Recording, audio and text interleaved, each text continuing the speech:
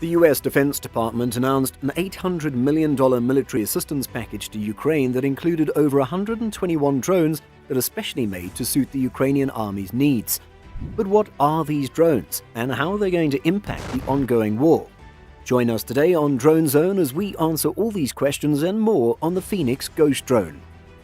According to a Pentagon spokesperson, John F. Kirby, the Phoenix Ghost is a one-time use weapon designed primarily for attack operations, while it is also capable of non-lethal tasks. Kirby compared the drone to a lingering munition, the AeroVironment Switchblade. These weapons combine the mobility, usefulness, and flight time of a drone with the lethal effects of a missile. From less than 10 countries in 2017 to over 24 currently, the number of countries producing loitering munitions has more than doubled in recent years. Loitering weapons are gradually being integrated into a wide range of air, ground, and sea vehicles, and are one of the technologies that military planners believe have the potential to change ground combat. Long-held beliefs regarding precision weapons are being challenged as they become more widely available and used. Lingering munitions include a wide variety of aircraft, ranging from small hand-launched drones to those weighing up to 200 kilograms or 440 pounds. Originally developed as an anti-radar weapon, loitering munitions are today designed to strike a variety of battlefield targets, including enemy personnel, armored vehicles, ships, and even adversary drones. According to Kirby, the Phoenix Ghost was designed by the California-based Avex Aerospace to aid the Ukrainian military in its fight against Russia in the Donbas region. The 645th Aeronautical Systems Group oversaw the initiative to develop the Phoenix Ghost for Ukraine, according to Defense Department officials. The Defense Department has not officially provided data on the Phoenix Ghost's dimensions or performance qualities, but journalists have secured some. The Phoenix Ghost, according to Politico, can take off vertically and operate at night. It's also believed to be able to hit medium armored targets and fly for up to 6 hours. If true, the Phoenix Ghost might be one of the largest loitering weapons, having enough fuel and payload to target armored vehicles from a safe distance. Only a few of the dozens of hovering bombs on the market today claim to have a 2-hour endurance. Phoenix Ghost's operational capabilities, however, are unknown. In addition to the Phoenix Ghosts, the United States is sending over 700 Switchblade loitering munitions to Ukraine. These orders appear to be for the lightweight Switchblade 300, but they could potentially include the Switchblade 600, a bigger type with a larger warhead, according to Bloomberg. In addition, the Pentagon has purchased an undefined number of AeroVironment RQ-20 Puma AE surveillance drones for Ukraine. These tiny drones are launched by hand. The United States routinely gives Allied forces security help in the form of surveillance drones such as the Puma. However, Washington does not usually supply loitering bombs. Aside from the US military and Ukraine, it appears that only the United Kingdom got the Switchblade.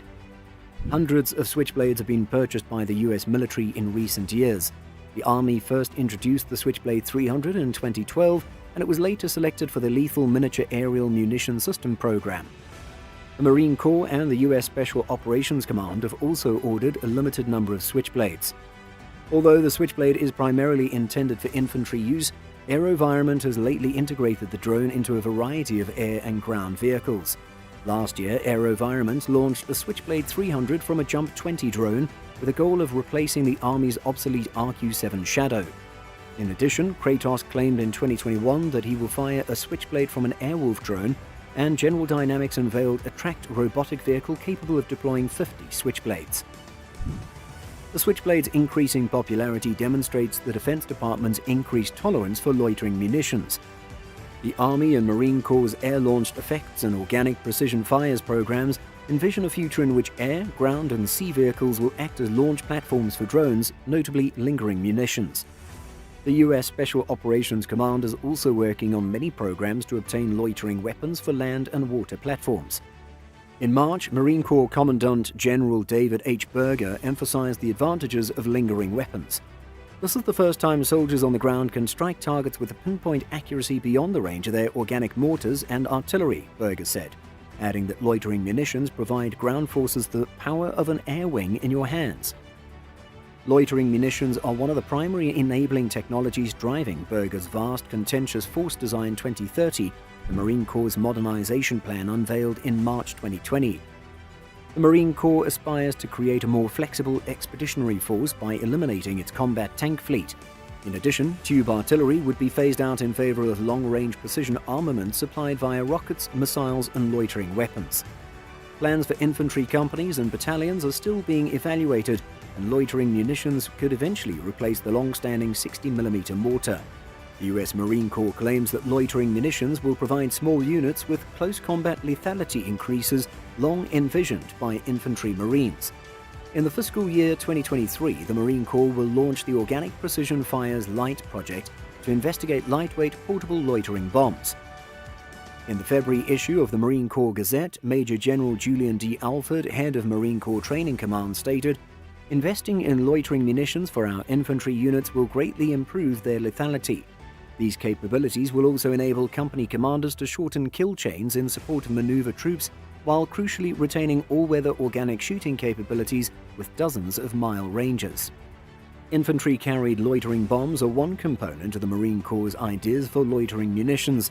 The Organic Precision Fires mounted track includes loitering bombs, light armored vehicles, and future platforms such as small autonomous boats. The Marines awarded Israel's U-Vision Air a contract in June 2021 to supply the Hero 120, a loitering munition roughly the size of a Switchblade 300 or Switchblade 600 for this program. The Marine Corps and Berger have frequently emphasized the use of lingering weapons in recent wartime encounters as evidence of the service's urgent need to adapt. In testimony before the Senate Armed Services Committee last June, Berger attributed Azerbaijan's victory in the Second Nagorno-Karabakh War in 2020 to its precise attack regime, which included swarms of loitering munitions and lethal unmanned weapons. The role of drones and loitering weaponry in recent armed conflicts is still being contested.